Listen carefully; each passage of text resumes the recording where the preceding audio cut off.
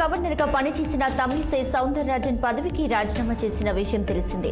అయితే ఆమె కేంద్ర మంత్రి కిషన్ రెడ్డి సమక్షంలో బీజేపీలో చేరారు.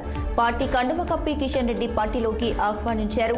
అనంతరం తమిళనాడు బీజేపీ అధ్యక్షుడు అన్నమలై పార్టీ సభ్యత్వం పొందినట్లు పత్రాన్ని అందించి ఆమెను సత్కరించారు. గత 20 ఏళ్లుగా తమిళనాడు బీజేపీ చీఫ్ గా ఆమె బాధ్యతలు నిర్వర్తించారు.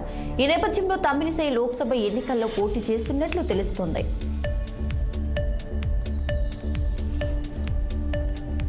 రాష్ట్రంలో పంట నష్టాన్ని అంచనా వేసి రైతులకు నష్టపరిహారం అందిస్తామని మంత్రి కోమటిరెడ్డి వెంకటరెడ్డి తెలియజేశారు. అలాగే రైతుల్ని రైస్ మిల్లర్లు ఇబ్బంది పెడితే సహించేది లేదన్నారు.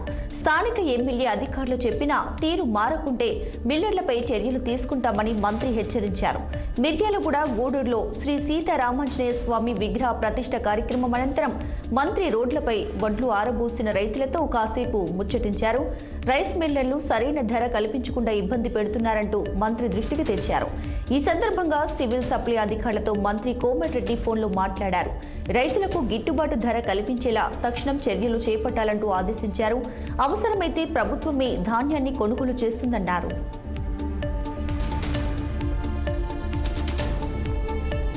రైతు పంటలపై సీఎం రేవంత్ రెడ్డి ఎందుకు స్పందించడం లేదంటూ మాజీ మంత్రి ప్రస్తుత ఎమ్మెల్యే కేటీఆర్ ట్వీట్ చేశారు.